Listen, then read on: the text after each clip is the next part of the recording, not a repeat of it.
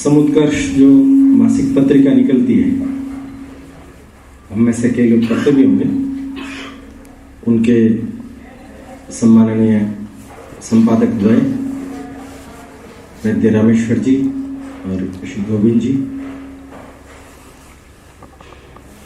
आज इस विशिष्ट कार्यक्रम में उपस्थित सामान्य तौर पर मंच पर बैठने वालों के लिए विशिष्ट, अति विशिष्ट इत्यादि शब्दों का प्रयोग किया जाता है, किंतु मुझे लगता है कि आज ऐसे अनुपम अद्वितीय प्रसंग पर उपस्थित अति विशिष्ट श्रोतागण, भाइयों और बहनों, आप सबको सत श्री अकाल। मौका बड़ा ऐसा है कि जिसको हम यूं कह सकते हैं कि आध्यात्मिक अवसर है।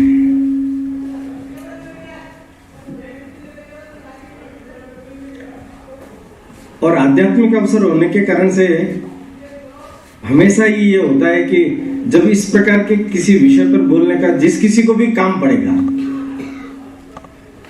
तो ज्ञान लड़खड़ा जाएगा, वाणी लड़खड़ा जाएगा, उसका अस्तित्व शेष नहीं रहेगा। अस्तित्व शेष रहेगा केवल भाव का, जो अंतःकरण से पैदा होगा और उन्हीं की कृपा से ही जो कुछ बोला जाएगा वही होगा। घटनाएं और प्रसंग ये तो बहुत हो सकती है। गुरु गोविंद सिंह जी ने एक बड़ा विशिष्ट प्रतिज्ञा करते हुए संवाद कहा, गौवन को मैं सिंह बनाऊं, भेड़न को मैं सिंह बनाऊं, रंकन को मैं नृप बनाऊं, दीनन को मैं राज दिलाऊं, चिड़ियों से मैं बाज लड़ाऊं, 1.25 लाख से एक लड़ाऊं, तबे गोविंद सिंह नाम कहा।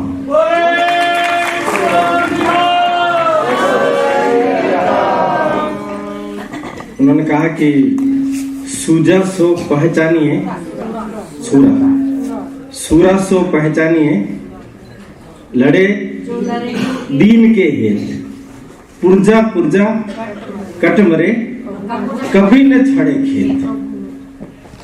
माने ये जो दोनों बातें हैं, ये अगर हम समझ लेंगे तो गुरु गोविंद सिंह जी को समझना आसान हो जाएगा। माने एक नए युग धर्म की रचना करने से पहले मुझे किस प्रकार के लोगों की आवश्यकता है, और जिसको आज हम सिख समाज कहते हैं, इसकी स्थापना तो एक प्रकार से देखा जाए तो गुरु गोविंद सिंह जी के समय, गुरु नानक जी के समय से ही हो गई। परंतु जिस सिक्खी को उन्होंने एक बड़ा व्यापक विराट स्वरूप दिया, और केवल क्षात्र तेज नहीं, आध्यात्मिक तेज से भी उसे विभूषित किया। मैंने वो उनके लिए बोल रहे हैं ना कि मेरा सामर्थ्य कैसा है कि मेरे जो सिख सैनिक है वो 1.25 लाख मुगलों के बराबर है, एक। इसलिए तो कहा 1.25 लाख से एक लड़ाऊं। कौन 1.25 लाख? उस समय में जिन लोगों ने अपने देश के ऊपर, धर्म के ऊपर, संस्कृति के ऊपर अत्याचार किए, अनाचार किए, सब कुछ नष्ट कर देने का सारा प्रयास चला उस समय।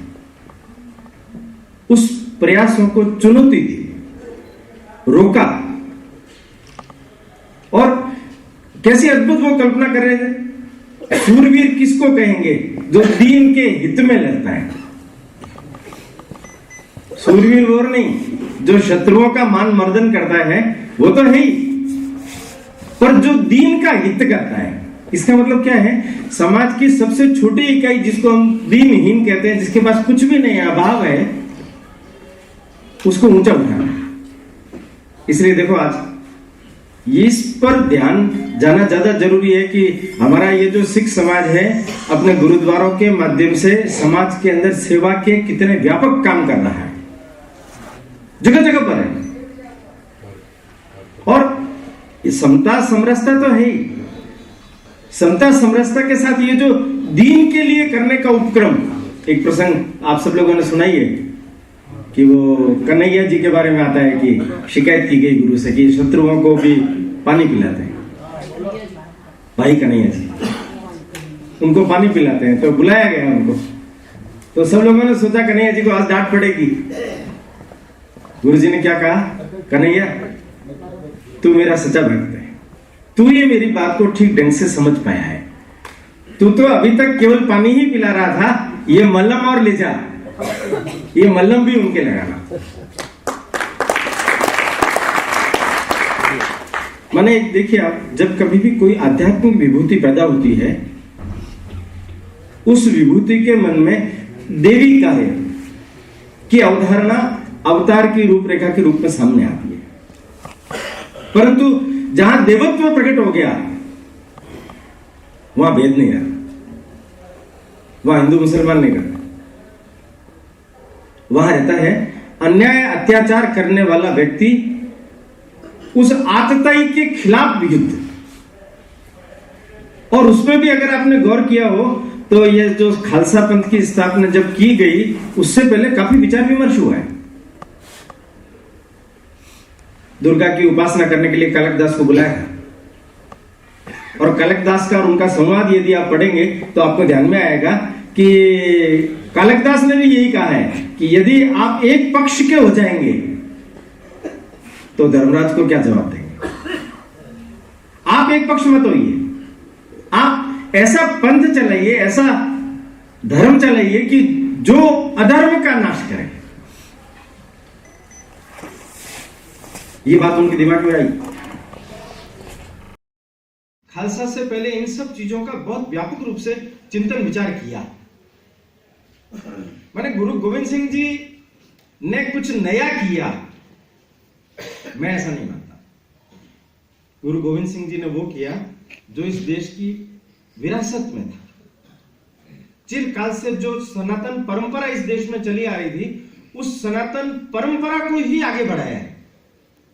आप देखिए, गुरु गोविंद सिंह जी ने अपने बाद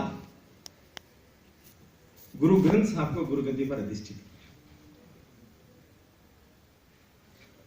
कहने वाले लोग कह सकते हैं कि पीछे कोई था नहीं इसलिए किया, परंतु वास्तविकता क्या है? गुरु गोविंद सिंह जी की तो ताकत ऐसी थी कि जिसके सिर पर हाथ रख देते वही गुरु बनने की क्षमता प्राप्त कर किया है ना। गुरु नानक जी ने अपने पुत्रों को थोड़ी बनाया गुरु गद्दी पर।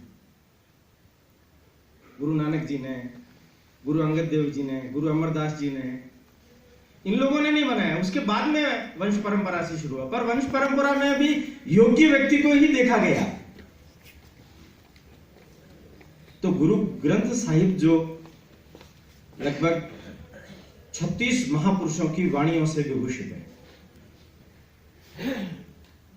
भगवान के नाम है उसके अंदर। अपने इस देश के अंदर जो सनातन परंपरा चली है, जिसने इस लोगों को ईश्वर के साथ जोड़ने का जो एक लक्ष्य सामने रखा, माने जीवन का उद्देश्य क्या है? ईश्वर से जुड़ना।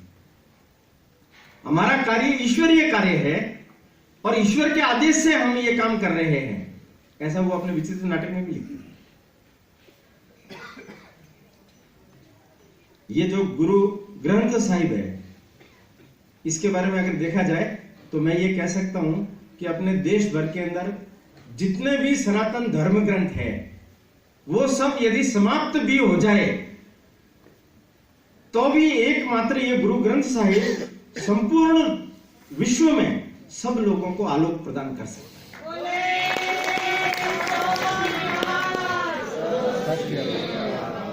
और वास्तव में उस कालखंड के अंदर जितने गुरुओं ने जो प्रवचन किए, जो अपनी वाणियां दी, लोगों को जो रास्ते दिखाए, वो उस समय के कालखंड के अंदर अत्यंत ही आवश्यक थे। क्यों? धर्म ग्रंथ जलाए जा रहे थे। आपने सुना ना, बख्तियार खिलजी ने नालंदा विश्वविद्यालय का जब ग्रंथागार जलाया, आग लगाई, 6 महीने तक ग्रंथागार जलता रहा। कितनी पुस्तकें होंगी उसके अंदर। तो जगह जगह पर हमारे सब धर्म ग्रंथ जब जल गए तो शेष क्या बचा? ये जो गुरु ग्रंथ साहिब की जो रचना है, ये उसका बहुत बड़ा प्रमाण है कि हमारे सारे ज्ञान तत्व को एक जगह पर हम एकत्रित करें। पर आप देखिए कितनी बड़ी विलक्षण प्रतिभा थी ये, कि इन्होंने गुरु ग्रंथ साहिब की रचना करते समय में खुद का लिखा गया साहित्य, बहुत बड़े साहित्यकार थे, उसमें नहीं जोड़ा। वो तो बाद में माता सुंदरी जी ने मणि सिंह जी को कह करके 10वें ग्रंथ की रचना करवाई। अभी आप ये पुस्तक पढ़ेंगे तो इसमें दिया है उन्होंने जो चंडी तिवार, कृष्ण अवतार, ब्रह्मा अवतार, रुद्र अवतार, शस्त्रों के बारे में, उस समय के कालखंड में हम लोगों को किस प्रकार से जाप करना चाहिए, पूजा करनी चाहिए, सब प्रकार की चीजें उन्होंने बोली है, बताई है। और हमारे समाज के जितने भी पुरातन प्रतीक हैं, उन सब प्रतीकों को उसके अंदर दर्शाया गया है। और इसलिए उस कालखंड के बाद से लगा करके आज तक रोमिन जी ने भी कहा कि किसी न किसी रूप में आज भी वो तत्व, वो सत्व जीवित है, हमें प्रेरणा दे रहा है। पर थोड़ा सा ये पहला चरण है, इसलिए मैं कुछ गुरु गोविंद सिंह जी के पूर्वजों का, जहां से वो सत्व आया, उसका स्मरण करना भी उपयोगी होगा। गुरु नानक जी से परंपरा चली, ननकाना साहिब पाकिस्तान में है, तलवंडी हमारे लिए बड़ा पूज्य स्थान है। उस दृष्टि से अगर देखें तो कभी न कभी पाकिस्तान को भारत में मिलना चाहिए, तो जिससे कि हम वहां जा सकें।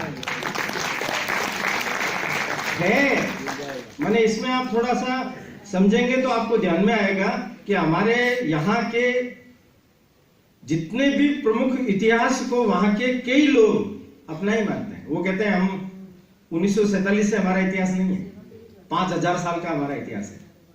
प्रहलाद भी वहीं हुए थे, दारसेन भी वहीं हुए थे। तो हमारा और उनका इतिहास कोई अलग अलग नहीं है, एक ही इतिहास है। एक ही इतिहास होने के कारण से ये भ्रातृत्व बढ़ाना चाहिए, अलगाव नहीं बढ़ाना चाहिए। इसलिए उन्होंने क्या किया, आपने देखा होगा, बाला मर्दाना, कोई भेद नहीं था। जीवन बचपन में सौदागिरी के लिए पैसे दे दिए, क्या किया उन्होंने, गरीबों में बांट दिया। ये सच्चा सौदा है। देखिए आप, हम सब लोग संसारी हैं, धनार्जन के लिए हमारे यहां मना नहीं किया गया है, पर धनार्जन का उपयोग दीन हेत अगर हो तो वो सच्चा सौदा है, और उस सौदे से आपको वहां से पक्की होगी। घटनाएं बहुत है। गुरु नानक देव जी, उन्होंने भी उस कालखंड के अंदर बाबर का आक्रमण 1526 में हो चुका था, तो चिताया भी था। लंबा जीवन जिया उन्होंने। करतारपुर में 4-5 उदासी यात्राएं कर लेने के बाद में अंतिम समय साधना में ही बिताया। जपू जी साहिब का हम जब जाप करते हैं तो उनके द्वारा निकला गया वो पहला भाव। उन्होंने अपने शरीर के साथ में जिसका जुड़ाव हो गया, जो उनके शरीर का अंग बन गया, उनको अपनी गद्दी सौंपी गुरु अंगद देव। और गुरु अंगद देव ने जो काम किए ना, वो याद रखना, वो काम आज परंपरा में चल रहे हैं। ये लंगर चालू पहले उन्होंने किया। गुरुमुखी लिपि उनके समय में शुरू हुई। गुरु नानक देव जी का चरित्र उस समय में लिखवाया गया। और अखाड़े, आप कल्पना कीजिए, साधु होकर के और जीवन में अखाड़े चलाने की परंपरा चालू की उन्होंने। क्यों? ब्रह्म तेज और क्षात्र तेज दोनों साथ चलते हैं। एक अकेला काम का है। शास्त्र के पीछे शस्त्र है तो शास्त्र की वाणी की महिमा बढ़ जाती है, नहीं तो नहीं बढ़ती। और उन्होंने अमरदास जी को, बहुत बड़ी उम्र के थे अमरदास जी, उनको गुरुगाई सौंपी। गुरु गद्दी पर तीसरे गुरु वो बने। गुरु अमरदास जी ने भी उस समय में संगठन खड़ा किया। 22 क्षेत्र में पूरे क्षेत्रों को बांटा, उनके प्रमुख बनाए, मंत्री बनाए और उनके माध्यम से संगठनात्मक रचना करके धर्मशालाएं शुरू की, जिससे कि लोगों का समागम हो, मिलना जुलना हो। और एक विशेष बात उन्होंने उस समय में शुरू की, वैशाखी पर वार्षिक मेला। वैशाखी पर वार्षिक मेला। उनके दामाद थे जेठाजी, उनको उन्होंने गुरु रामदास, चौथा गुरु, जिन्होंने अमृतसर में तालाब भी खुदवाया और बाद में ये जो स्वर्ण मंदिर बना है, स्वर्ण मंदिर तो महाराजा रणजीत सिंह जी ने स्वर्ण मंडित करके बनवाया है, पर ये चौथे गुरु ने उसकी नींव रख दी थी। अर्जुन देव जी ने भी उसको थोड़ा सा आगे बढ़ाया। ये पांचवें हैं, ये उनके तीसरे पुत्र थे। पहले दोनों पुत्रों को गद्दी ने सौंप करके, ये लाहौर में रहते थे, ये अपने पिता के प्रति बहुत आकृष्ट थे, गुरु के प्रति बहुत आकृष्ट थे, पर इनको बुलाया नहीं, पर गद्दी उनको सौंप। गुरु अर्जुन देव जी के समय से एक थोड़ा सा जो आध्यात्मिक धारा चल रही थी, उस धारा में थोड़ा सा परिवर्तन है। परिवर्तन क्या है? उस समय में जहांगीर था। अर्जुन देव जी की करिश्माई, उनका व्यक्तित्व, उनका जीवन देख करके और दूसरे लोगों ने जब कान भरे तो उनको दंडित करने के लिए उन्होंने लाहौर में 2 लाख रुपए का जुर्माना किया। तवे पर पड़े, अग्नि जलाकर उस पर रेत डाली, उसके ऊपर उनको बिठाया। वो समझ गए थे समय आ गया आपका। आदेश हुआ गाय की खाल निकालकर उसके अंदर इनको जीवित सी दिया जाए। गौ भक्त व्यक्ति के साथ में अगर ऐसा हो तो इसको सहन करेगा क्या? नहीं करेगा। उन्होंने क्या किया? उन्होंने अनुमति मांगी कि ये काम होने से पहले मैं रावी नदी में स्नान करना चाहता हूं। अनुमति दी गई, वो रावी में जल समाधि। 5 अंक सिख समाज में बहुत महत्व के माने गए। हम सब जानते हैं, आगे भी ध्यान में आएगा। पंच प्यारे, पंच ककार, पंच किले। सिख बनने के बाद में 5 चीजों का नाश करना अपने जीवन में विकसित होने के लिए, ऐसी बहुत सारी चीजें सामने आई। पर 5 रुपए दे करके, 5 पैसे दे करके, उसमें मेहता बहुत थी, नारियल दे करके, और हरगोविंद जी को अपना उत्तराधिकारी नियुक्त किया। हरगोविंद जी ने गुरु अर्जुन देव जी के बलिदान को याद किया, स्मरण रखा, और स्मरण रख करके उन्होंने अपने पंथ में थोड़ा थोड़ा परिवर्तन शुरू किया। पंथ में क्षात्र धर्म अधिक पैदा हो तो वो अपने भक्तों को कहते थे कि कोई भी उपहार के रूप में जब कुछ भी चीज लेते हैं तो घोड़े लाइए, हाथी लाइए, तलवारें लाइए, तेग लाइए। गुरु हरगोविंद जी के इनके पिताजी, जिनको हम नवम गुरु तेग बहादुर कहते हैं, वो उनके लिए। माता नानकी के साथ में हरगोविंद जी ने उनको क्या कहा कि तुम इसको लेकर के बकाले वहां जाओ। तो ये इसके साथ तो अन्याय होगा, उनका अन्याय नहीं होगा, ये आगे इसकी आवश्यकता पड़ेगी, इसके लिए मैं इसको सुरक्षित रखा हूं, इसको अभी और साधना करने की आवश्यकता है। ये जितना तपेगा उतना ही आगे जाकर के हमारे पंथ का भला करेगा। लेके बकाले, और बकाले में रूखी सूखी रोटियां खा करके अपने जीवन को अत्यंत तपस्या के रास्ते पर डाल करके, बाबा त्यागमल नाम था, पर तेग चलाने में निष्णात होने के कारण से पिताजी ने तेग बहादुर नाम रख दिया था। बाबा तेगा इस नाम से लोग जानते थे। साधना में चुपचाप मौन, अपनी कुटिया में ना किसी से मिलना जुलना, साधना रत। परंतु गुरु हरगोविंद जी को बादशाह ने पकड़ा। जहांगीर के बाद शाहजहां आ गया। ग्वालियर में 12 वर्ष कैद रहे। ये आपने पुष्कर में देखे होंगे 52 घाट बने हुए, 52 राजाओं ने बनाए थे। ये गुरुजी के कहने पर 52 घाट पुष्कर में बने। गुरुजी को छोड़ रहे थे, पर गुरुजी ने कहा ये राजा जब मेरे साथ छूटेंगे तो ही मैं जाऊंगा, नहीं तो मैं नहीं जाऊंगा। तो ऐसा कहते हैं कि उनके जो पीछे का क्या बोलते हैं उसको, हाँ चलो, उसको पकड़ करके जितने लोग बाहर आ सकते हैं, तो वो हम राजा उनको पकड़ करके बाहर आ गए थे। 3-4 लड़ाइयां उन्होंने लड़ी, उसमें वो जीते, पर उन्होंने इंगित कर दिया था कि आगे आने वाला जो समय है वो ठीक नहीं। हमें शस्त्र के प्रति, घोड़े के प्रति, सेना के प्रति रुझान रखना पड़ेगा। और योगी कहिए, उनके बाद के जो 2 गुरु थे वो अत्यंत शांति प्रिय थे और उनका काल भी थोड़ा अल्प ही रहा। उन्होंने अपने ज्येष्ठ पुत्र गुरुदीता के पुत्र हरिराय उनको अपना उत्तराधिकारी देकर नियुक्त किया। वो 7वें गुरु रहे और उन्होंने भी अपने हरिकृष्ण तीसरे पुत्र उसको गद्दी सौंपी। वो भी चेचक की चपेट में आकर के बहुत छोटे आयु में ही चले गए। और जब वो गए तब वो कह के गए, गुरुदत्ता जी को 5 पैसे और नारियल दिया और बोला बाबा बका ले।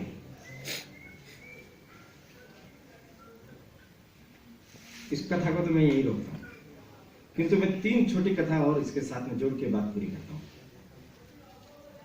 ये परंपरा जो चली, इस परंपरा ने पूरे पंजाब की धरती को पवित्र बना दिया।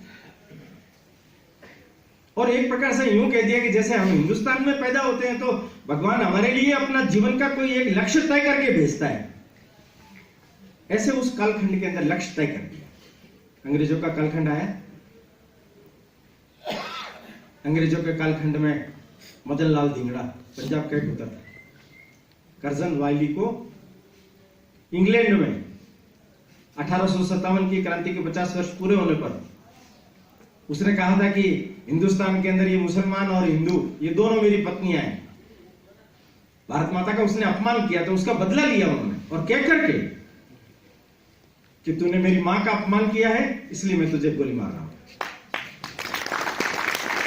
और देखिए आप, उनका वसीयतनामा में उन्होंने पत्र ही लिखा, और लिखता क्या है कि मैं तो जा रहा हूं, मैं तो गरीब आदमी हूं, मेरे पास मेरी मां को देने के लिए कुछ भी नहीं है सिवाय मेरे रक्त के, इसलिए मैं रक्त अर्पण करते हुए जा रहा हूं।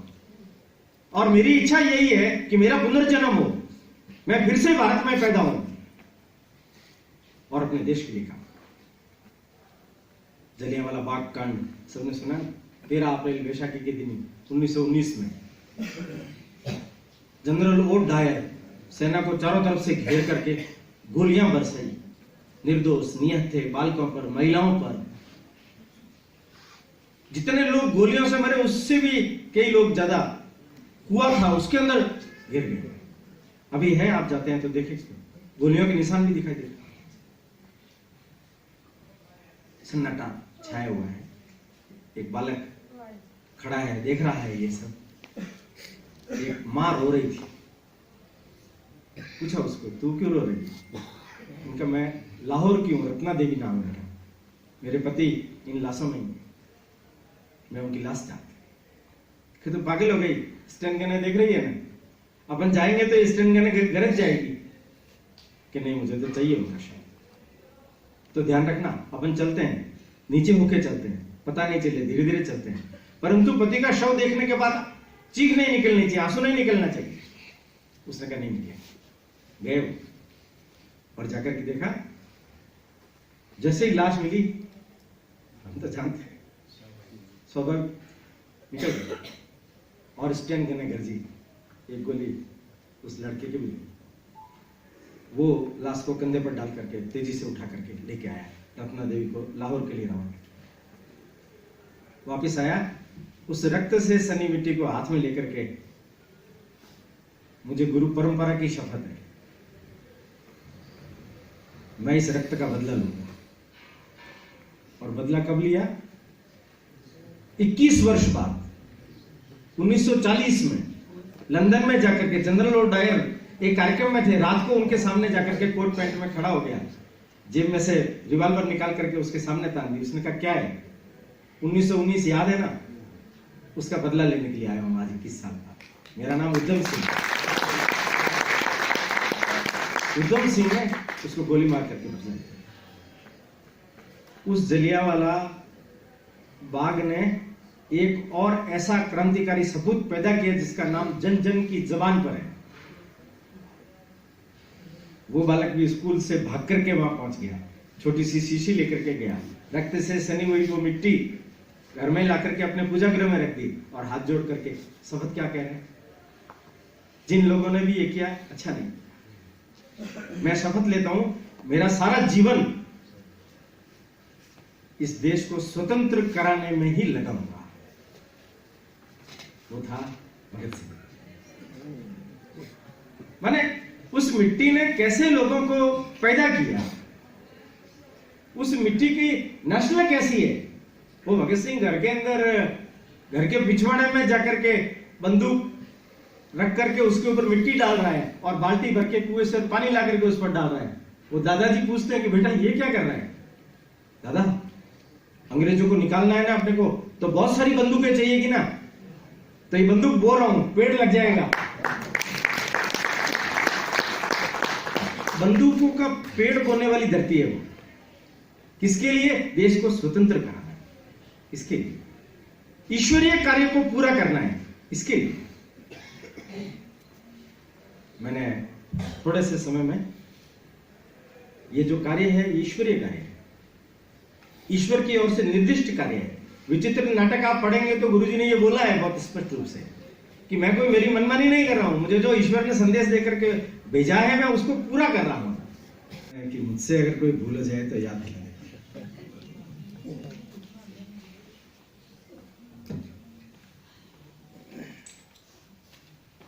8वें गुरु हरिकृष्ण जी ने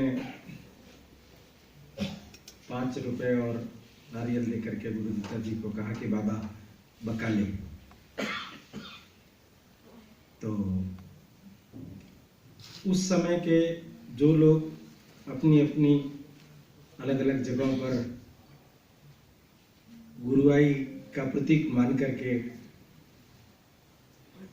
चल रहे थे अथवा चला रहे थे, उन सब लोगों को भी एक मौका मिल गया।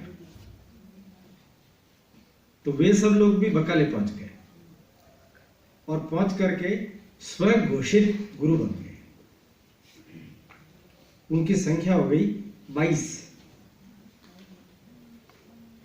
परंतु जिनके लिए कहा गया बाबा बकाले, वो जान गए थे कि किसके लिए कहा। उनके पास गुरुदत्ता जी ने आकर के दे भी दिए, पर उन्होंने अपने आप को प्रकट नहीं किया।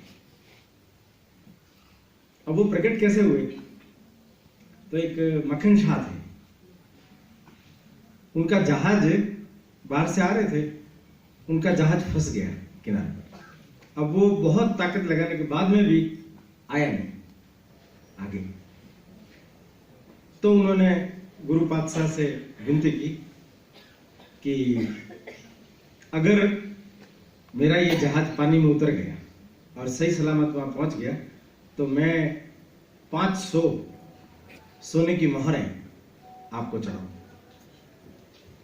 तो कहते हैं कि उसका जहाज उतर गया पानी में, वो आ गया। आते ही उसको अपना कर्तव्य का भान आया कि मुझे गुरुजी से मिलना है। पता किया गुरुजी कहाँ है इन दिनों, तो सूचना मिली बाबा बकाले में है गुरुजी। पहुंचे वो बकाले, तो वहां जाकर के जो नजारा देखा तो बड़ा चक्कर में पड़ गए। हर कोई कह रहा है कि हमें गुरु, तो वो गुरु है तो असली गुरु कौन? वो बुद्धिमान आदमी है। उसने कहा कि ऐसा करते हैं कि शुरू करते हैं कहीं एक से। तो 2-2 मोहरें ली सोने की और हर एक के पास में जाकर के आपने चढ़ा दी 2-2 मोहरें। उसको आश्चर्य हुआ कि सभी ने उसको स्वीकार कर लिया और आशीर्वाद दे दिया।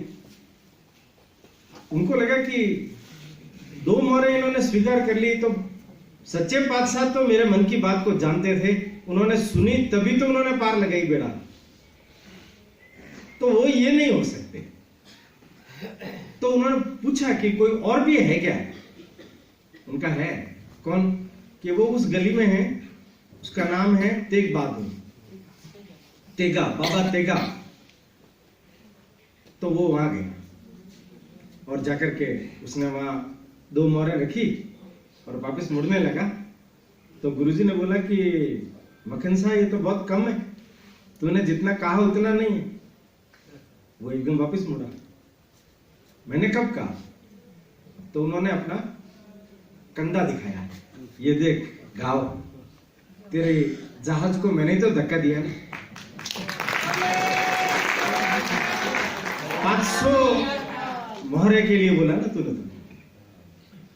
वो वहीं से छत के ऊपर चढ़ गया, गुरु लादा रे, गुरु लादा रे बोलने लगा। सारे लोग इकट्ठे हो गए। इस तरीके से ये जो 9वें गुरु है उनका प्रगट्य हुआ, प्रकाश।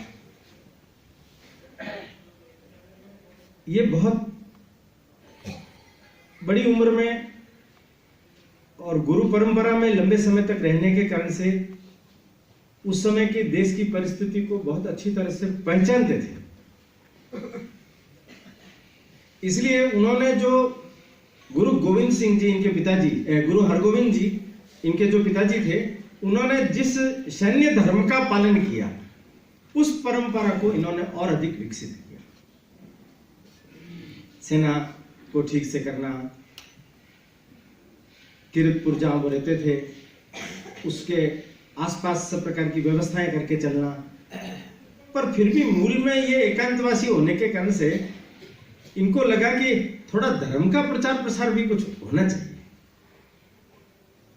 गुरु नानक के समय में इधर पश्चिम में जो उस समय में शिष्य बन गए थे, उन लोगों की ओर से पत्र आ रहे थे कि गुरुजी एक बार दर्शन देने के लिए उधर पधारें।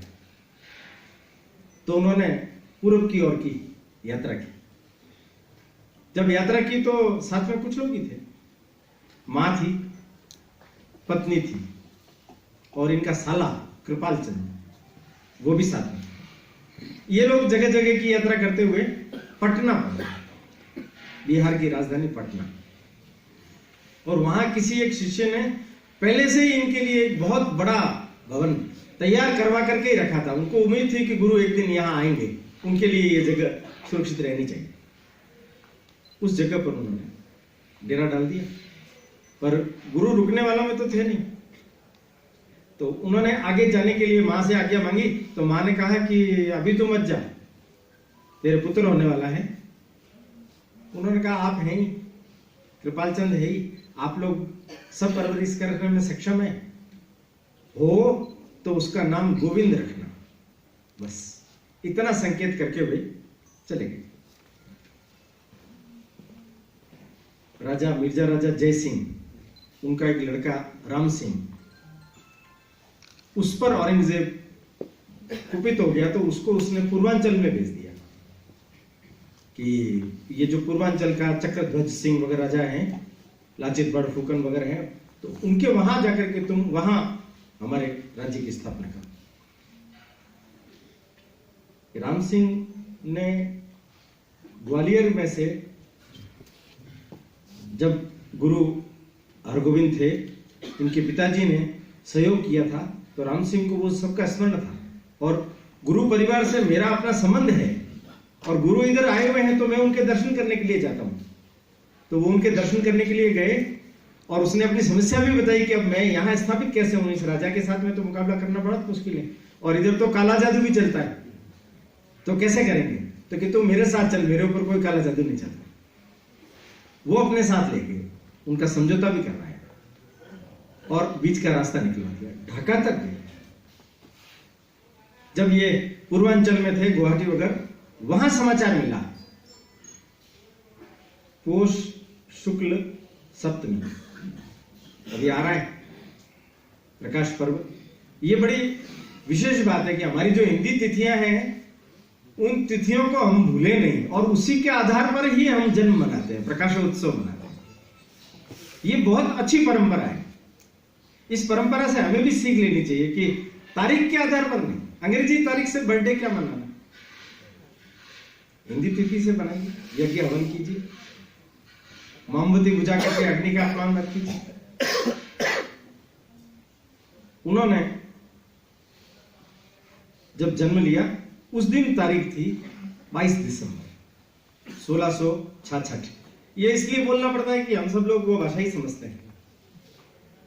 तो इस जन्म का समाचार जब उनको वहां मिला तो उनके बंगाली शिष्य थे, उन्होंने समाचार सुना तो पूछा क्या बात है, तो खुशी की बात है।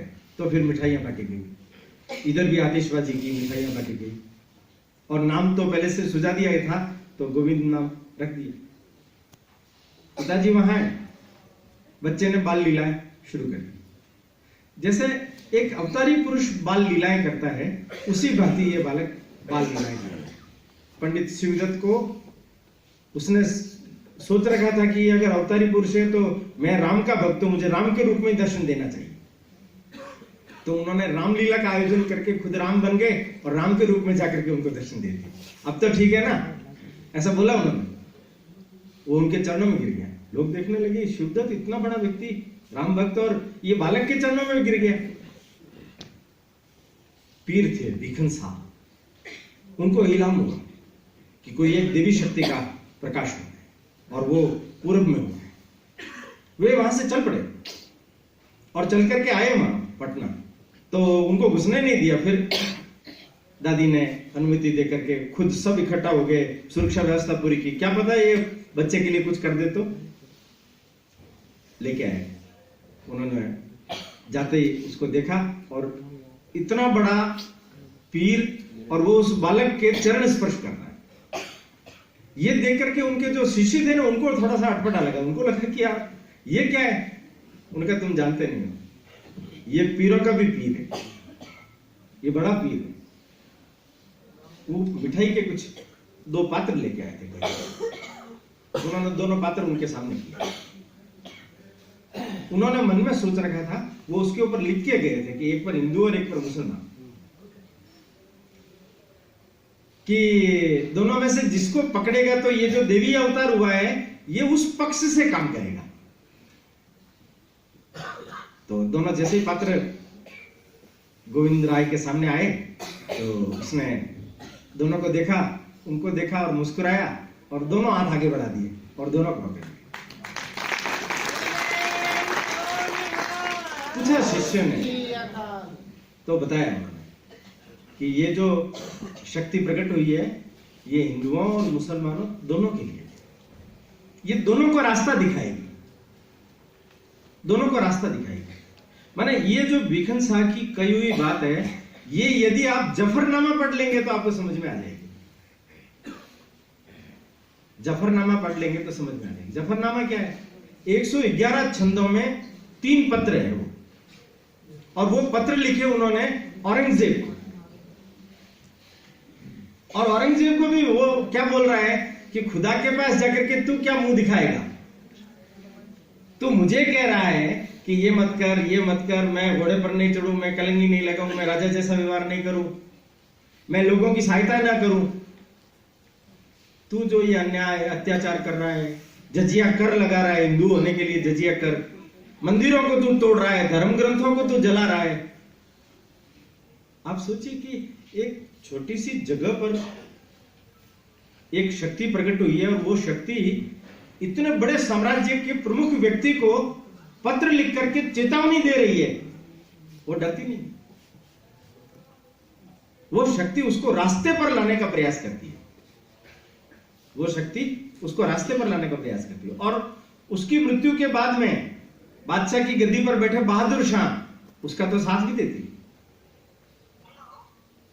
गोविंद सिंह जी के अंतिम समय के अंदर वो बहादुर शाह को सहयोग भी करते हैं, रास्ता भी बताते हैं, और ये जो कुकृत्यों का जो सारा इतिहास रचा गया उस इतिहास को बदलने के लिए भी सीख देते हैं।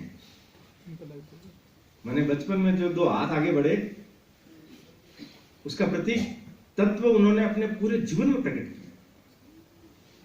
जीवन तो बहुत छोटा सा है, मैंने आप और हम कल्पना नहीं कर सकते, केवल 42 वर्ष।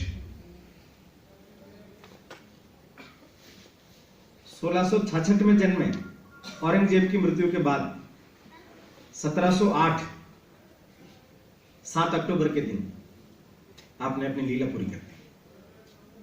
पर ये जो जितने भी भगवान के प्रिय भक्त होते हैं, जो भगवान के अवतार अंश माने जाते हैं, वे लोग बहुत कम समय लेकर के आते हैं और एक निश्चित अपने जीवन का लक्ष्य लेकर के आते हैं, और लक्ष्य की पूर्ति हो जाने के बाद में वो अपनी लीला पूरी कर देते हैं।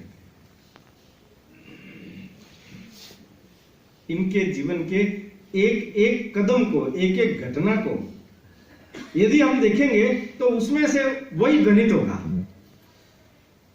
वही गणित होगा। उन्होंने बताया था ना, तीर छोड़ा, तीर के आगे सोना लगाया, क्यों? उनके इलाज के लिए, उनके वंशजों को मिल जाए उसके लिए, माने परहित दृष्टि। महिलाएं पानी भरने के लिए आती थी, मटके फोड़ देते थे, तो माता जी ने धातु की गगर दिलवाई, तो तीर से उसको फोड़ देते थे। मां ने पूछा कि तू ये रोज रोज क्यों करता है? ये मैं इसलिए करता हूं कि ये जब तुम्हारे पास आई थी तुम इनकी क्षतिपूर्ति करती हो ना, तो ज्यादा देती हो, तो इस बहाने इनको कुछ सहायता हो जाती है। छोटा सा बच्चा ऐसी कल्पना कर सकता है क्या? उसमें ये दृष्टि विकसित हो सकती है क्या?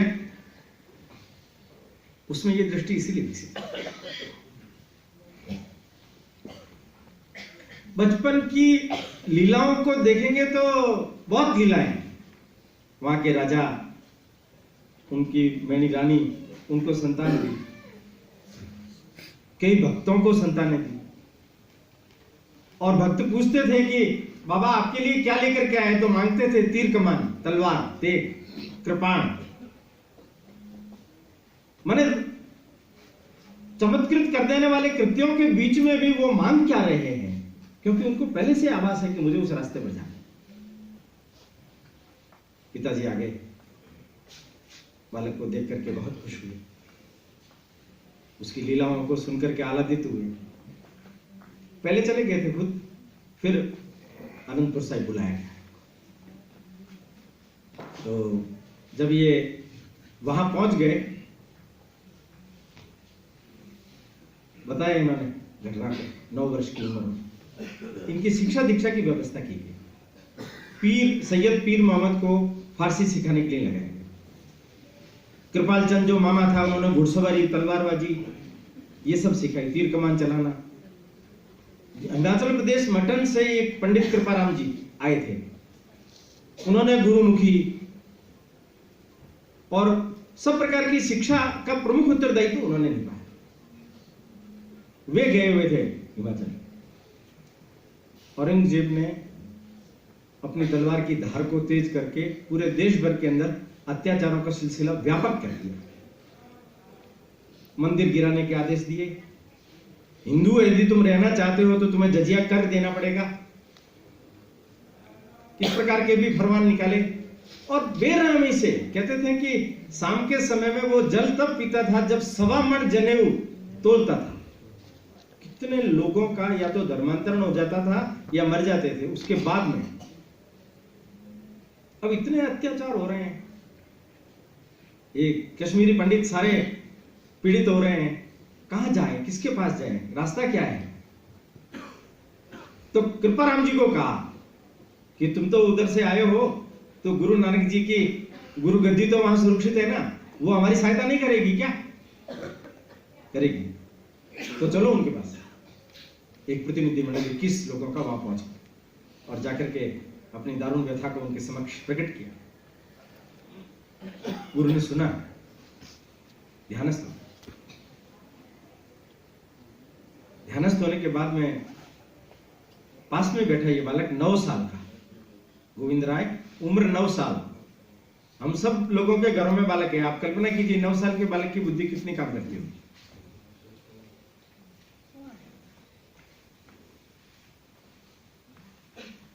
वो 9 साल का बालक पिताजी से पूछता है कि पिताजी आप इनकी बात सुनकर के ध्यानमग्न हो गए, क्या कोई चिंता की बात है? उनका बेटा चिंता की बात है, तो क्या बात है? तो उन्होंने कहा कि परमात्मा चाहता है इस समस्या का निदान करने के लिए किसी एक महान पुरुष धर्मात्मा का बलिदान होना चाहिए। कृपा करके अपने मोबाइल सब साइलेंट कर लीजिए या स्विच ऑफ कर लीजिए, क्योंकि ये जिस प्रकार का विषय है ना तो आपको आनंद आएगा, ना पड़ोसियों को आनंद आएगा, ना आप सुन पाएंगे ना कोई और सुन पाएगा, और मेरी भी भावधारा भंग होगी। इसलिए स्विच ऑफ कर दीजिए या साइलेंट मोड पर करके अंदर रख लीजिए।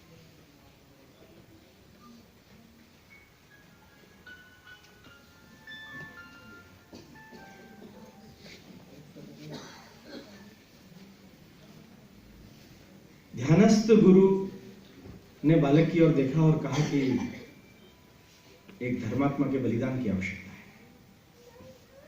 वो बालक कहता है, आपसे बढ़कर के और उपयुक्त व्यक्ति और कौन होगा? वो उसकी ओर देखते रह जाते हैं। वो पूछते हैं उनसे कि तेरी उम्र तो बहुत छोटी है, तू तो 9 साल का है, और तू इस बात का अर्थ समझता है? अगर मेरा बलिदान हो गया तो गुरुगद्दी पर तो तू ही बैठेगा, तो तेरी रक्षा कौन करेगा?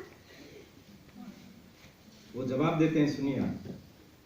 वो कहते हैं कि 9 मास तक जब मैं मां की पेट में था, तब जिस अकाल पुरुष ने मेरी रक्षा की है, क्या वो अकाल पुरुष अब मेरी रक्षा नहीं करेगा?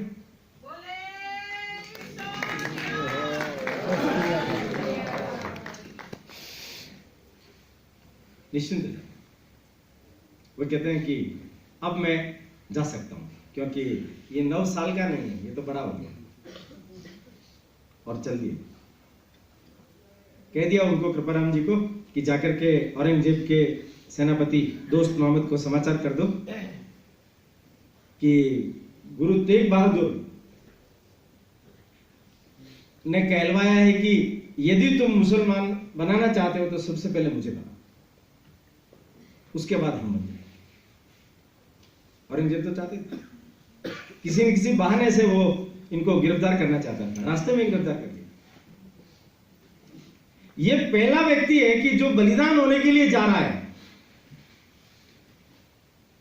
बलिदान होने के लिए जा रहा है, ये वहां पहुंचे।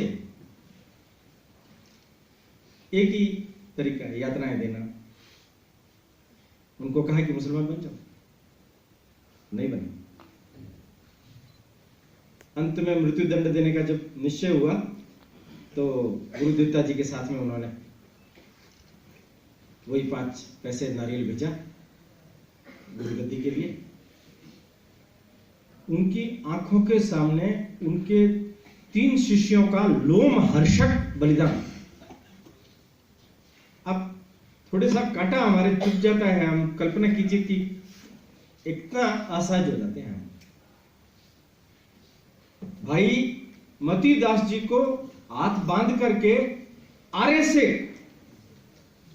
चीरा, खड़ा, उफ तक नहीं। भाई सतीदास जी को रुई में लपेट करके चलाया और दयाल दास जी को खोलते हुए तेल पानी में डाला।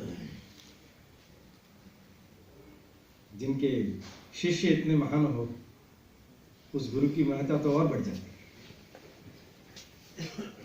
और अंत तक अथवा उनका सिर बलिदान कर दिया। जब सिर कटा ना, गुरु गोविंद सिंह जी ने लिखा है कि सिर तो दिया उन्होंने, शुरू सार वो नहीं दिया, धर्म की रक्षा कर लिया। धर्म की रक्षा के लिए उन्होंने अपने जीवन का बलिदान देकर के एक नया आदर्श लोगों के सामने खड़ा कर दिया कि मर जाना मंजूर है पर धर्म मत बदल। गुरु कह रहे हैं, एक दिशा निर्देश प्राप्त हो गया। और भगवान की लीला देखिए कैसी है। एकदम बादल आगे, काले बादल मंडराए, बिजलियां कड़कने लगी, बारिश जैसा मौसम हो गया, आंधी आने लग गई। तो गुरु के शिष्य कम नहीं थे, वहां पहुंच गए थे। एक रंगरेटा था, जेठा जी, उन्होंने वो जो कटा हुआ सिर था नीचे गिरने ही नहीं दिया, फट से लिया और घोड़े पर लेकर के रवाना हो गया आनंदपुर से, और ले जाकर के गुरु गोविंद सिंह को, गोविंद सिंह हो गया बाद में, गुरु गोविंद राय को वो दिया। उन्होंने उसका दाह संस्कार किया। और एक दूसरा शिष्य था बंजारा लखी साहब, वो अपने लड़के के साथ में बैलगाड़ी लेकर के आया और जो धड़ था उसको उसके ऊपर डाला, हटो हटो कहते कहते निकाल करके ले गया और अपने घर के अंदर ले जाकर के बैलगाड़ी खड़ी करके आग लगा दी। अपवित्र हाथों में गिरने से बचाया। शिष्य कितने सजग होते हैं, उन शिष्यों को तैयार करने वाले गुरु की महत्ता ही इसमें से प्रकट होती है। गुरु तेग बहादुर का बलिदान ये उस कालखंड की एक ऐसी घटना थी कि जिसने सुना उसने औरंगजेब को गाली, जिसने सुना उसके मन के अंदर एक विश्वास पैदा हो गया कि ये घटना घटित हुई है, इसका अर्थ ये है कि आगे आने वाले समय के अंदर कुछ अच्छा होगा, कुछ ऐसा होगा कि शायद हो सकता है मुगलिया सत्ता का नामो निशान इस देश से मिट जाए। एक प्रबल विश्वास लोगों के मन में पैदा हो गया। गोविंद राय के सामने तो कठिनाइयां स्वाभाविक थी। भविष्य को पहचान करके 1975 से लगा करके 1666 के बाद जन्म होने के बाद 9 साल 75 और 75 से लगा करके और 99 तक ये जो समय रहा है, ये एक प्रकार से बहुत कठिनाइयों का और कठिन परिस्थितियों का समय रहा है। पर आप देखिए इस पूरे कालखंड की ऐसी विशेषता है कि एक ही व्यक्ति दो अलग भावधाराओं में जी रहा है। एक भावधारा है हमारे प्राचीन संस्कृति की धरोहर को, सत्व को बचाए रखने की। मेदिनी प्रकाश नाहन के राजा थे, उन्होंने बुलाया गुरुजी को, गुरुजी मेरे राज्य में आ जाओ। पांवटा शहर बसाया। उस शहर में कहते हैं कि गुरुजी के पास पूरे देश भर से बुलाए गए 52 कवि थे। रोज शब्द साधना चलती थी, साहित्यिक साधना चलती थी। आप ये जो पुस्तक दी है इसको पढ़ना। गुरुजी का जो साहित्य संसार है, जिसको हम 10वें ग्रंथ बोलते हैं, बड़े व्यापक पैमाने पर उन्होंने समाज को दिशा दृष्टि दी। उस समय के लोगों की आवश्यकता को ध्यान में रख करके किस किस प्रकार के छंदों की आवश्यकता है, कौन सी ऐसी रागें हैं जो लोगों के अंदर समाज की भावना को पूरा करने के लिए उत्प्रेरित करती है, संगीत में भी, गायन में भी गाई जा सके, ऐसी छंद और रागें तैयार की गई। और जो साहित्य निर्माण किया गया बहुत अद्भुत। मैंने पहले ही कहा, उन्होंने अपने साहित्य को स्थान नहीं दिया गुरु ग्रंथ साहिब में। ऐसी अनामिकता बहुत बिरले लोगों में होती है। जो मेरी कृति नहीं है उस पर भी मेरा नाम लिख करके मैं छपवा देता हूं, ऐसे लोगों की समाज में कोई कमी नहीं। और जो लोग इस प्रकार की भावना, आत्मविलोपी प्रकृति के जो लोग होते हैं, उनमें ये भावनाएं होती है, वो देवी प्रवृत्ति के लोग होते हैं, तभी तो इतना मोह सवरण नहीं करता, छोड़ देते। उन्होंने साहित्य की सृजना करवाई। एक प्रतिनिधिमंडल 5 लोगों का काशी भेजा वेदांत अध्ययन के लिए। वे लोग वहां से अध्ययन करके आए। ये जो अभी निर्मले पंथ के बारे में जो हम सुनते हैं, भगवा वेशधारी लोग, ये वही है। उस कालखंड में गुरु ने जानबूझ करके भेजा, क्योंकि हिंदू संस्कृति पर ही उस समय सबसे ज्यादा कुठाराघात हो रहा था। संस्कृति के श्रेष्ठतम जीवन मूल्य तत्व सब बचने चाहिए, उसका प्रयास है। और गुरुमुखी के अलावा उन्होंने ब्रज में भी लिखा। लोक भाषा जिसमें लोग समझ सकते हैं, उसका उपयोग किया। और दूसरी जो सबसे बड़ी बात है, वो मुख्य जो बात है कि धर्म के काम के लिए मुझे कुछ करना पड़ेगा, वो है सेना।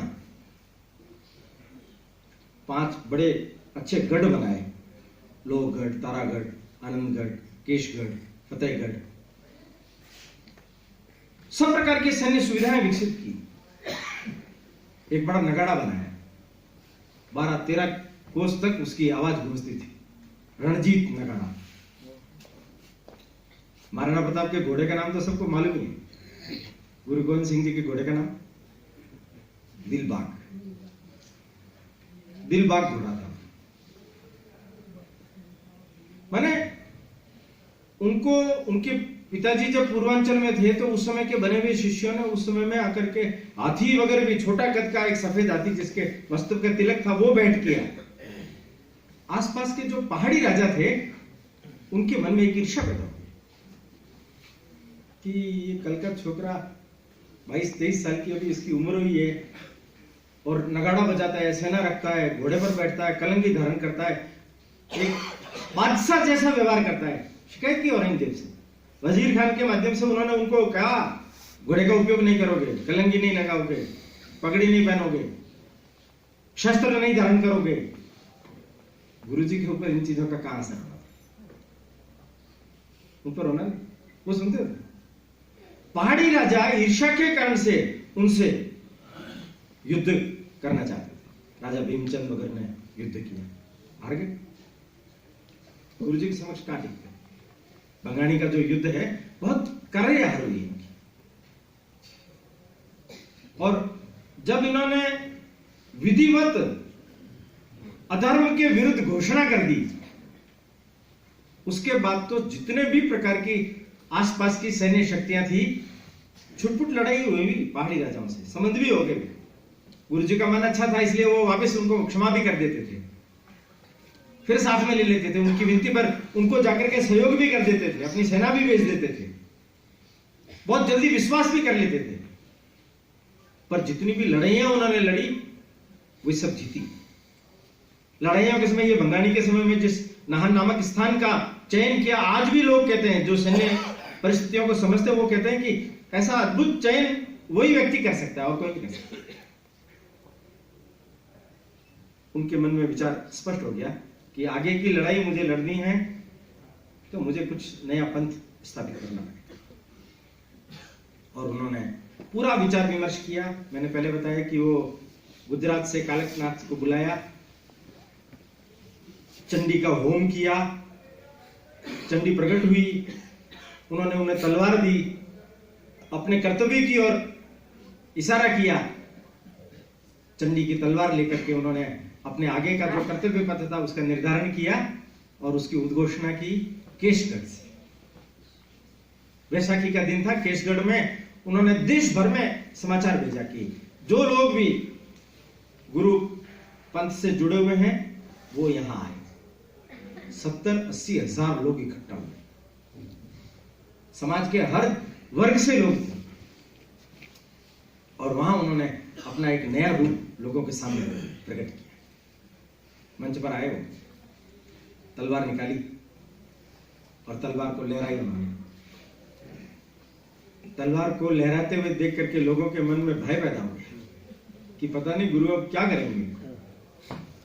अनपेक्षित रूप से गुरु ने कहा कि मुझे आज तक आप लोगों ने घोड़े दिए, हाथी दिए, कई प्रकार के उपहार दिए, धर्म की रक्षा के लिए आपने सब प्रकार की सहायता की है, किंतु आज मुझे एक अनूठा उपहार चाहिए और वो चाहिए आपका शीश। जो शीश दे सकता है वो आ गया। भाई कंपित हो गई।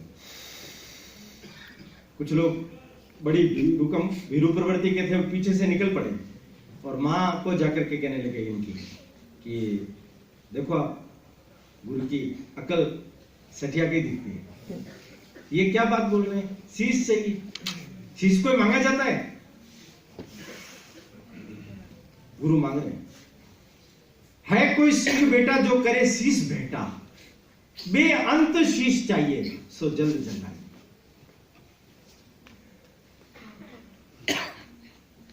लाहौर का दयाराम खत्री वो आया, गुरुपंथ से जुड़ा हुआ था। आकर के कहा गुरु जी मैं तैयार हूं शीश ले गए अंदर, तलवार से गर्दन काटे, खून से सनी हुई तलवार लेके आए और लोग भयकंपित हो गए। और चाहिए, मां तृप्त नहीं हुई है।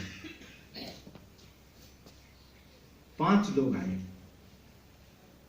पूरे देश भर से, दिल्ली से धर्मदास जाट, द्वारिका मौकमचंद धोबी, जगन्नाथपुरी हिम्मत भिस्ती, कर्नाटक बीदर साहिबचंद दर्जी। आप देखिए, ये मैंने जानबूझ करके नाम लिए, दर्जी है, धोबी है, भिस्ती है, जाट है, खत्री है। माने हमारे समाज के उन वर्गों से लोग हैं जिनको लोग उपेक्षित मानते हैं। मेरा जो धर्म है ये इन लोगों से बना है, और इसलिए मेरे जो धर्म के अंदर जिन लोगों ने अपना शीश दान किया, बहुत अनूठा काम किया है, वो अंदर जाकर के सबको जीवित मार दिया। सब चमत्कृत रह गए। खून आ रहा था, तलवार में खून लगा हुआ था, क्या हुआ? गुरुजी ने अपने तेजोबल से जीवित कर दिया और लेकर के आए। और उन्होंने कहा कि इन अलग अलग जाति के लोगों ने पूरे देश भर से एकत्रित होकर के धर्म के काम के लिए अपना बलिदान दिया है, इनकी जाति नहीं है। देखिए, आप उस समय में गुरु गोविंद सिंह जी की सोच जो थी ना, कि समाज में या तो जाति व्यवस्था खत्म की जाए या सबको एक जाति पर लाया जाए। तो सामाजिक समरसता के लिए उन्होंने एक बहुत अनूठा ये प्रयोग किया कि उन्होंने सबको एक नई जाति प्रदान कर दी कि तुम सिंह हो। तुम्हारी जाति क्या है? सिंह। सिंह हो और तुम्हारा काम है ईश्वरीय कार्य। भगवान ने जो काम तुम्हें सौंपा है उस काम को तुम्हें पूरा करना है। उन 5 लोगों को अमृत छकाया गया। मां साहिब देवी वो आई, बतासे लेके आई, एक कड़ाव में पानी घोला गया, खड़क से उसको हिलाया गया और उसी से अमृत छकाया गया। वो 5 अमृत पी करके सिख बन गए, शिष्य बन गए खालसा के। और गुरुजी ने क्या बोला? सकल जगत में खालसा पंथ गाजे, जगे धर्म हिंदू, सकल तुर्कन दुंद भाजे।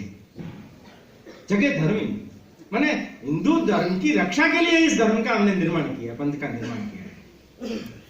हम जो लोग बहुत बार बोलते हैं ना कि बोली चाली में भी आजकल आने लग गया कि सिख अलग है, हिंदू अलग है।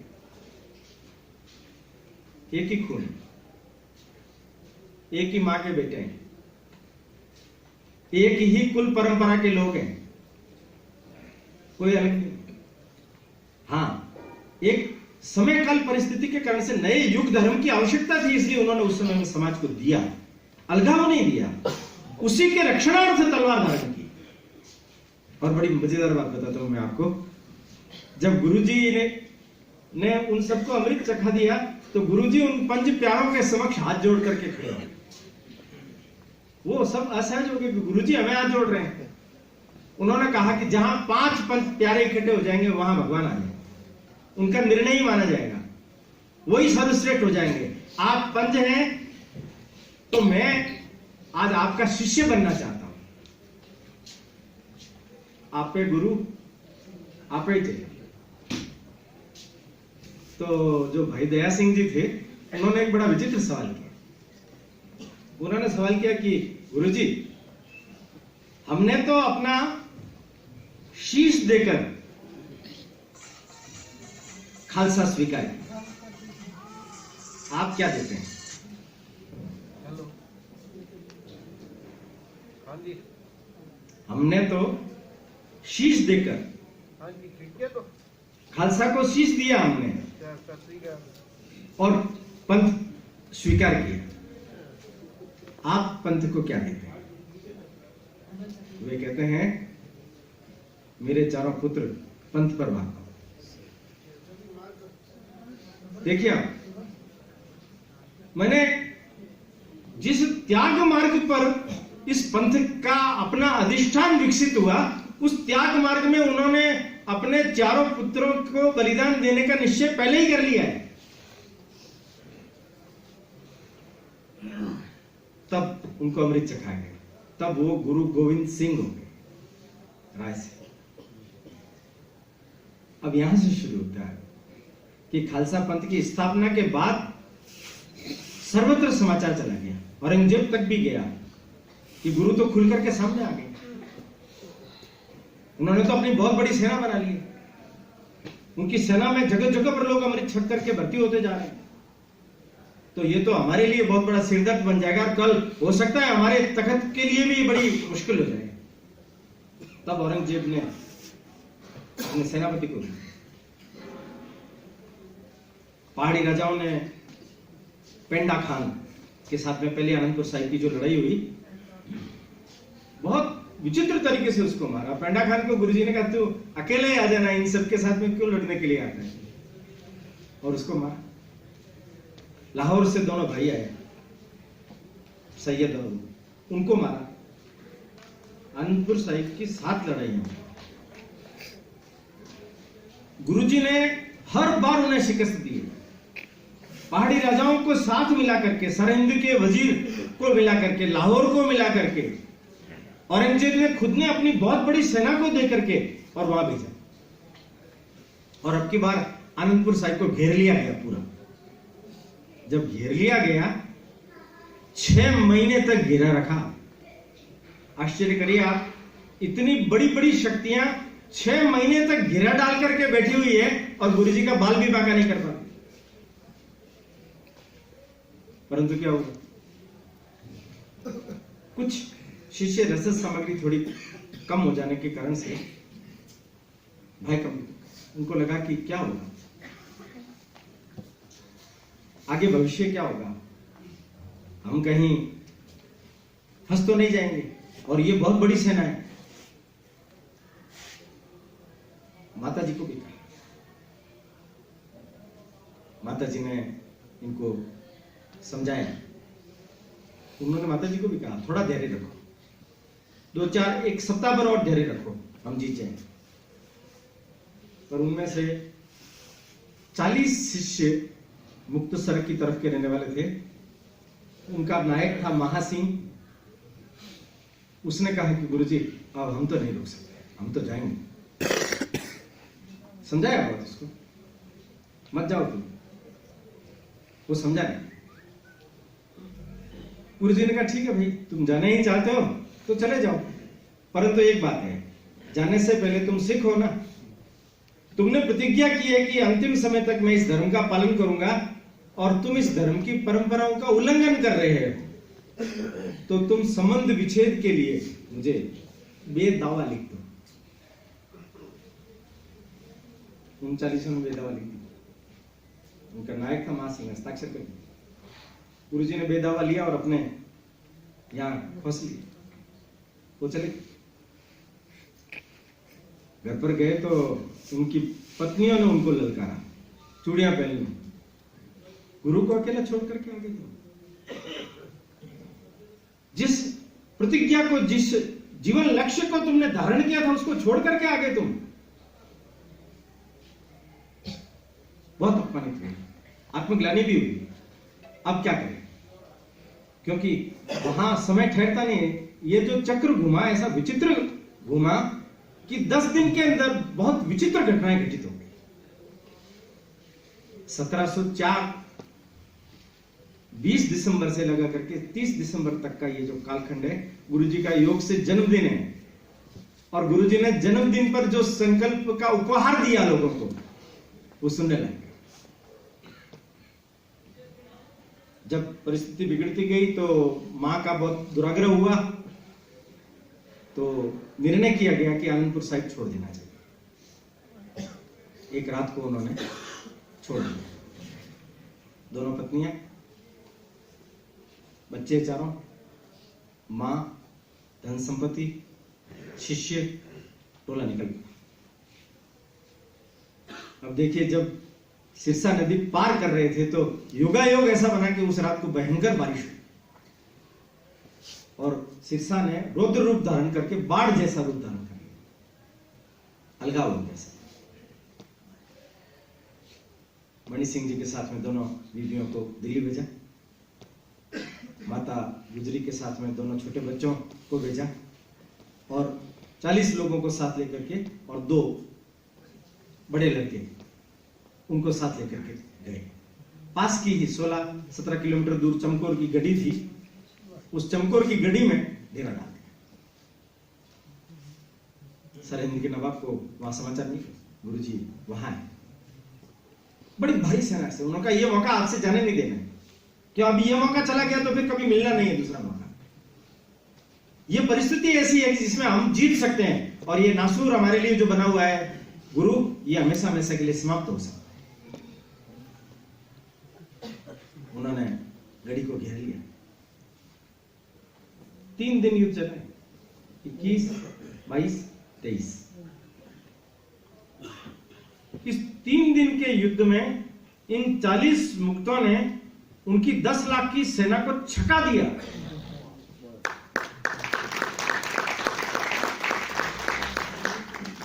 माने वो जो अभी कहा उन्होंने कि 1.25 लाख से 1 लड़ाओ, मैंने वास्तव में वो 1-1 लाख के ऊपर भारी थे।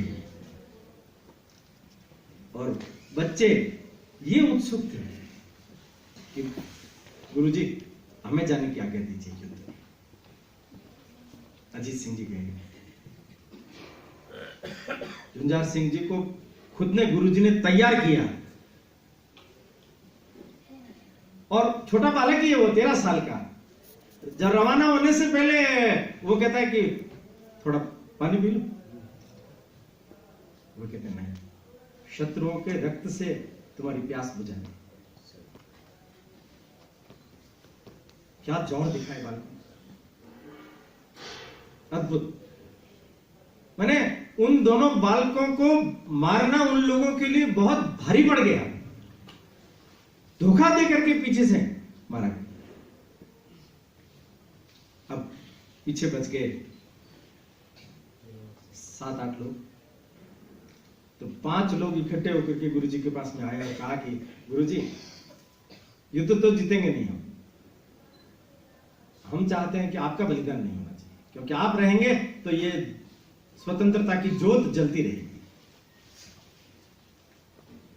गुरुजी ने कहा 5 लोगों का इकट्ठा होना ये पंथ में बहुत बड़ा काम है, और इनकी आज्ञा को कोई टाल नहीं सकता। ये खालसा की आज्ञा है, भगवान की आज्ञा। तो तुम्हारी आज्ञा मान करके मैं इस पर विचार करता हूं और मैं निकलता हूं। संत सिंह जी करके एक गुरुजी के कद काठी के व्यक्ति थे, एक जैसे दिखते थे। उनको वहां गढ़ी के ऊपर खड़ा कर दिया। तो लोगों ने देखा कि गुरुजी वहीं खड़े हैं, और रात के समय में उनके नीले वस्त्र थे सैनिकों के, सेना के नीले वस्त्र शत्रु सेना के थे। वो नीले वस्त्र पहन करके वो निकल गए। आगे गए, उनके 2 पुराने पठान शिष्य थे, नबी खान, गनी खान, वो मिल गए। वो उनकी पालकी में लेकर के उनको आगे गए। बीच में शत्रु सेना ने देखा भी, रोका भी, कहा कौन है? पीर जी है। पीर जी है तो प्रमाण दो, मांस खाओ, गऊ का मांस खिलाओ। सबको लगा उल्टा हो जाएगा मामला। गनी खान ने कहा कि पीर जी के रोजा है, आज खा नहीं सकते। आगे गए, माछीवाड़ा के जंगल में गए, वहां अपने नीले वस्त्र फाड़ दिए। लाखी वन, 1 लाख पेड़ों का वन था वो, उसमें से होकर के आगे गए। ये मुक्तसर जिसके लिए मैंने कहा कि वो मां सिंह का गांव था, छोड़ करके आगे थे, उसके पास में आ गए। वहां भी वजीर को पता चल गया और उसने अपनी सेना को भेजा। इधर उधर और सिखों को भी पता चला, तो वो भी वहां आकर के एक छोटी सी सेना बन गई। महासिंह के गांव में एक बुजुर्ग महिला रहती थी, उसका नाम था माई भागो। उसने महासिंह और बाकी सब लोगों को ललकारा कि अब अवसर आ गया है प्रायश्चित करने का। गुरुजी पास में ही है, वजीर खान ने घेरा है, हम जाकर के उनकी ओर से अगर युद्ध करेंगे तो प्रायश्चित हो जाएगा कि तुमने जो बेदवा लिख करके संबंध विच्छेद कर दिया है, तुम्हारे अपने जीवन का भी कल्याण हो जाएगा। चले गए, भयंकर युद्ध हुआ। अचानक इन लोगों की सहायता मिली। गुरुजी ने भी योजनाबद्ध तरीके से, झाड़ियां थी पेड़ों पर, पकड़ियां खोल खोल के डाल दी, तो बड़े बड़े टेंट, इनकी सेना बड़ी है, और ये एकदम अचानक इनकी सहायता मिल गई तो वो घबरा करके भाग गई सेना उनकी, और गुरुजी की विजय। किंतु ये जो 40 लोग पहुंचे थे, ये इनमें से अधिकांश चले गए, और घायल अवस्था भी ऐसी हो गई थी कि जाएंगे ही। गुरुजी ने देखा ये लोग कौन है, जाकर के देखा, माई भागो बलिदान हो गया। महासिंह, अरे महासिंह तुम? उसने हाथ जोड़ा, हाँ गुरुजी, हमें क्षमा कर दो। हमसे भूल हो गई थी। गुरुजी ने उसका सिर अपने गोदी में लिया और हाथ फेरा और कहा कि चिंता मत कर, होता है ऐसा, तुम्हारी कोई इच्छा हो तो बोल। उनका है क्या? वो जो आपके खोसा हुआ है ना बेदावा, उसको हमने प्रायश्चित कर लिया, बेदावा फाड़ दो आप। गुरुजी ने तुरंत निकाला बेदावा और फाड़ करके फेंक दिया। अब तो खुश हो ना, जीवन में जो प्रतिज्ञा की थी वो पूरी हो गई। एक कलंक जो था वो हमारे ऊपर से हट गया।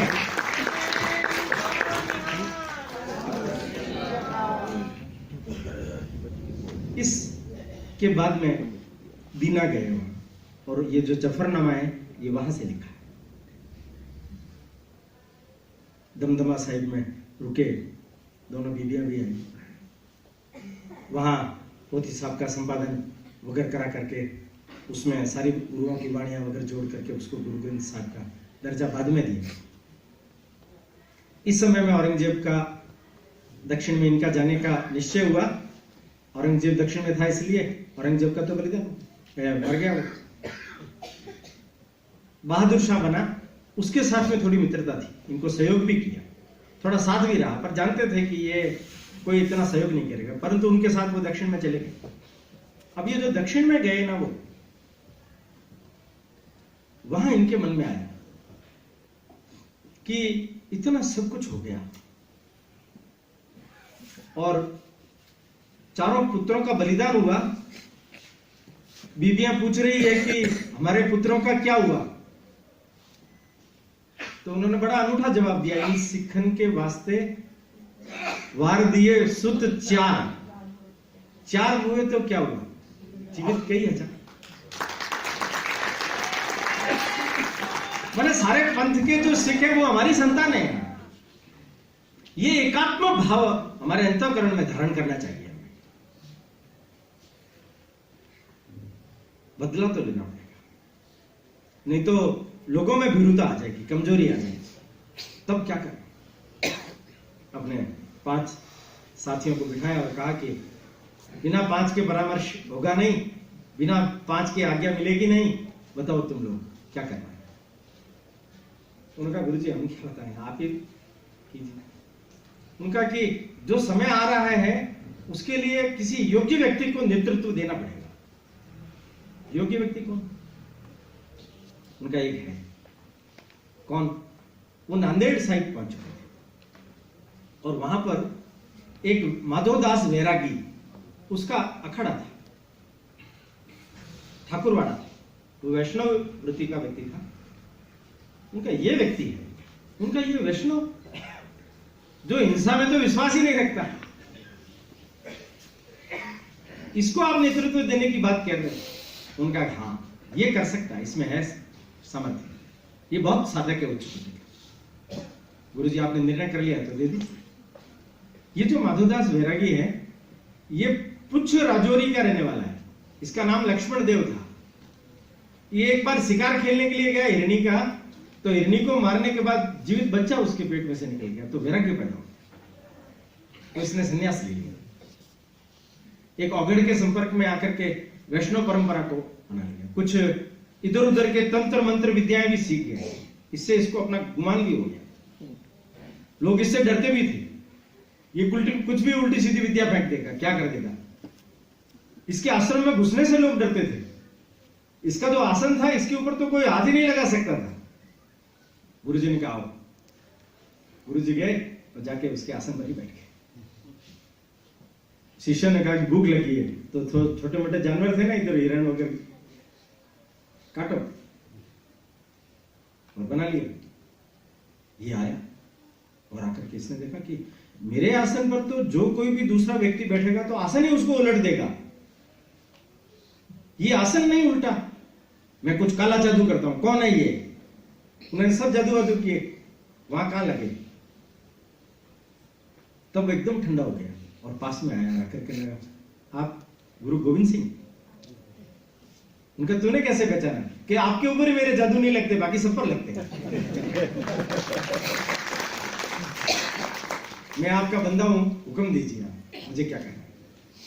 परंतु एक बात बताइए, मैं तो वैष्णव व्रती हूं, मेरे सारे आश्रम को भ्रष्ट कर आपने अपने शिष्यों को कह करके ये सब करके, उन्होंने कहा कि ये मैंने करवाया। क्यों? तुम बोल रहे हो कि तुम्हारा एक आश्रम भ्रष्ट हो गया है, मैं बोल रहा हूं मेरा देश भ्रष्ट हो गया है।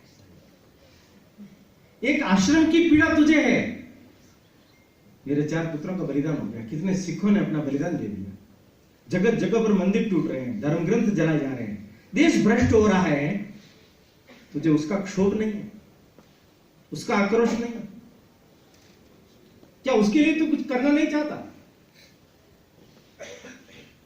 तो बात तो आपकी ठीक, गलती तो हुई।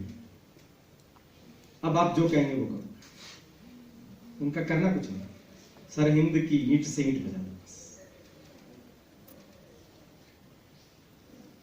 उसको 5 सिखों का साथ दिया, कहा कि इनकी आज्ञा में चलना है, 5 रुपए दिए, नारियल दिया, भेज दिया। अपना अंत समय पास में आया जान करके गुरु ग्रंथ साहिब को 2 दिन पहले बुला करके उन्होंने गुरु गद्दी सौंप दी कि इसी के अंदर ही मेरा रूप जानना, इसी में ही है अब सच्चा खालसा, यही अब गुरु गद्दी के रूप में विराजित होकर के तत्व के रूप में, व्यक्ति के रूप में नहीं, तत्व के रूप में हम सबका मार्गदर्शन करें। सरहिंद के नवाब ने 2 पठान भेजे थे, अब्दुल्ला खान और जमशेद खान। गुरुजी ने मालूम था कि लीला समेटनी है तो भरोसा कर लिया, और उन्होंने धोखा दिया। अकेले सो रहे थे गुरुजी, अब्दुल्ला खान बाहर खड़ा रहा, जमशेद अंदर गया और गुरुजी को खंजर मारा। गुरुजी तो सजग ही थे, तुरंत सोते हुए ही तलवार निकाल करके एक झपट्टा मारा, उसकी गर्दन काट दी। इतने में शिष्य इकट्ठा होकर उसको भी मार दिया। कोल नामक एक बड़ा वैद्य था, उसने बहुत त्वरित उपचार किया, गुरुजी के घाव ठीक है। बहादुर शाह ने गुरुजी को एक तीर कमान भेजा, तो उसकी प्रत्यंचा चढ़ाते समय में वो घाव वापिस गए, और उनको लगा अब तो समय पूरा हो गया है, तो चिता चुनवाई और स्वयं जाकर के उसके ऊपर बैठे, देखते ही देखते विलीन। 7 अक्टूबर 1708 ये बंदा को समाचार मिल गए, रास्ते में असमंजस हो गया कि वापस जाऊं या, उन्होंने कहा नहीं, गुरुजी ने जो आज्ञा दिया आज्ञा का ही पालन होगा, मोह में नहीं फंसना मुझे। और पहुंच गए, अलग अलग रास्तों से होते समाचार पहुंच गया था। सिख जुटने लग गए, दीक्षा लेने लग गए, सेना बड़ी बनने लग गई, 40,000 की सेना बन गई, जगह जगह से लोग आने लगे। 14 मई का दिन चप्पड़ चिट्टी में सरहिंद के नवाब को बंदा बैरागी ने मारा। गुरुपुत्रों के बलिदान का बदला।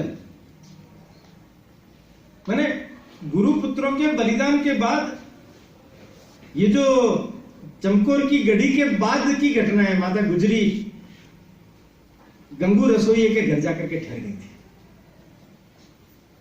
उसने धोखेबाजी की, संपत्ति छीन ली, शिकायत कर दी, ठंडे बुर्ज पर माताजी को रखा, बालकों को बुलाया और कहा कि धर्म बदल। काजी ने कहा तो छोड़ दे।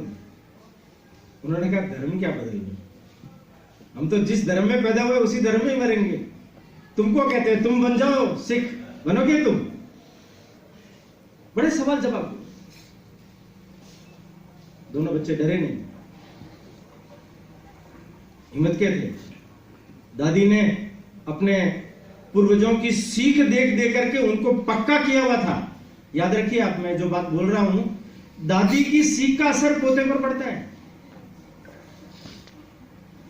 इसलिए संस्कार देने की हमारी जो ये प्राचीन परंपरा है, ये घरों में जीवित रहनी चाहिए, जिससे कुल परंपरा भी जीवित रहेगी। वो दोनों बालक बहादुरी के साथ में डटे रहे। दीवारें चुंदी की, बताया ना, आंसू आगे बढ़े भाई। छोटा कहने लगा भैया डर गए क्या? अरे नहीं रे, तू मेरे से छोटा है और बलिदान जब हो रहा है तो पहले तेरा हो रहा है, इसलिए आंसू आ गए। मैं बड़ा हूं, बलिदान करने का पहला अधिकार मेरा है। कैसी बलिदान की हाड़ है। और जब वो चुन दिए गए, चले गए दोनों बालक, दाह संस्कार कौन करे? तो उनके दरबार में एक था दीवान टोडरमल, उसने अनुमति मांगी। तो उन्होंने कहा कि जितनी जगह तुम्हें चाहिए उतनी मोहरें बिछा दो सोने की, उतनी जगह ले लो। उसने मोहरें बिछा दी, उतनी जगह ली, और वहां अभी गुरुद्वारा फतेहगढ़ साहिब बना हुआ है। सरहिंद के नवाब का बदला लेकर के गुरुपुत्रों की जो उसने नृशंस हत्या की, उसका बदला सबके गले से छीन लिया। ये भी बीच में थोड़ा इधर उधर हो गया। बंदा था, शादी भी कर ली, एक छोटा बच्चा भी हो गया। लोहगढ़ के किले में दिल्ली की, लाहौर की शक्तियों ने घेर लिया, घेरा डाला। अंततः 740 लोगों के साथ में गिरफ्तार दिल्ली ला करके इसकी आंखों के सामने रोज 100 लोगों को गर्दनें काट करके खाली निजों के ऊपर गर्दनें लटका दी जाती, मरगट बन गई। 7-8 दिन तक ये तांडव नृत्य चलता रहा, और 8वें दिन आती कर दी, धर्म बदल रहे हो या नहीं? कि नहीं। बोटी बोटी गर्म पानी खोलता और नमक का ऊपर डाला गया, और हद कर दी। वो जो छोटा बच्चा उनके हुआ अजय सिंह, उसको उसके सामने मार दिया गया, उसका कलेजा निकाल करके जबरदस्ती इसके मुंह में ठूस दिया। इसने धर्म नहीं, जिसमें पैदा हुआ हूं, गुरु का दिया हुआ वचन है, तुम बोटी बोटी नोच दो, पर बंदा झुकेगा। बंदा बहादुर का 9 जून 1716, 9 जून चली गई 1716, 300 साल हो गए बलिदान। पर उसने गुरु पुत्रों के बलिदानों का बदला ले लिया। इसकी ठंडक सब लोगों को रही। कहानी तो लंबी चल सकती है, परंतु गुरु जी के कहे हुए वाक्यों को याद दिला करके हम सब लोगों के जीवन के लिए भी एक संकल्प होना चाहिए। आज 350 वर्ष होने जा रहे हैं गुरु जी को। इस पावन पर्व के उपलक्ष्य में हमारे जैसे लोगों ने भी उसी पंथ की हम दीक्षा न ले सकते हैं तो शिक्षा तो ले सकते।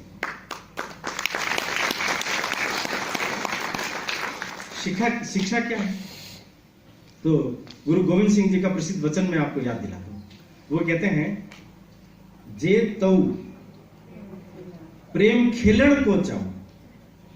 ये जो प्रेम शब्द है ये प्रतीकात्मक है।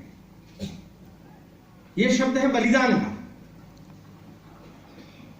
ये शब्द है बलिदान का। जे तऊ प्रेम खेलण को चाहू, सिर धर तली गली में। माने तुम यदि बलिदान करना चाहते हो तो पहले से ही अपना सिर काट करके अपनी हथेली में रख दो, और हथेली में लेकर के मेरी गली में आओ, मेरे मार्ग पर आओ। मेरी गली का ये एडमिशन कार्ड है। मेरी गली का ये एडमिशन कार्ड है। यदि तुम ऐसा कर सकते हो तो ही आना इस रास्ते पर, वरना तुम्हें इस रास्ते पर आने की जरूरत नहीं। इतनी हिम्मत हो, इतनी क्षमता हो कि अपनी गर्दन काट करके अपनी हथेली पर रख करके तुम आ सकते हो, तो मेरी गली में आओ, मेरे रास्ते पर आओ। ये रास्ता जो सिर काट करके हथेली पर रख देते हैं उन लोगों के लिए। परंतु इससे भी आगे एक बड़ी विचित्र बात कहते हैं। वो कहते हैं, सिर दीजे इत मारी की पैर धरीजे, सिर दीजे काणी न कीजे। काणी माने उफ, काणी माने उफ। सिर दीजे काणी न कीजे। अगर तूने उफ कर दिया मतलब हम गिनाने के लिए तैयार बैठे हैं अपने कामों को, बुरा मत मानो। छोटा सा भी काम करते हैं उसका एडवर्टाइजमेंट व्यापक है। अच्छा काम किया है छुपा के रखो, धर्म का काम किया है छुपा के रखो, परमार्थ का काम किया है छुपा के रखो। काणी न कीजिए माने गिनाने के लिए नहीं है, मैंने इतना बलिदान कर दिया, मैंने वो कर दिया, मैंने वो कर दिया, उसके लिए किया और ये कहा तो वो सब खत्म है, वो सब खत्म। और इसलिए करना यही है कि अपने जीवन में एक श्रेष्ठ सत संकल्प लीजिए कि इस देश के लिए, इस समाज के लिए, इस धर्म के लिए, इस मानवता के लिए मैं अपने जीवन को लगाऊंगा। भगवान ने जितना कुछ भी मुझे दिया है उसका कुछ अंश देते हैं ना समाज के लिए, निश्चित अंश, दशमांश समाज के लिए, समाज के कामों के लिए दूंगा।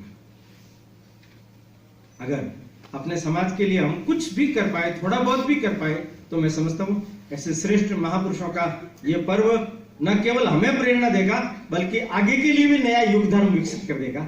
इतनी बात कहकर मैं अपनी बात पूरी करता हूं।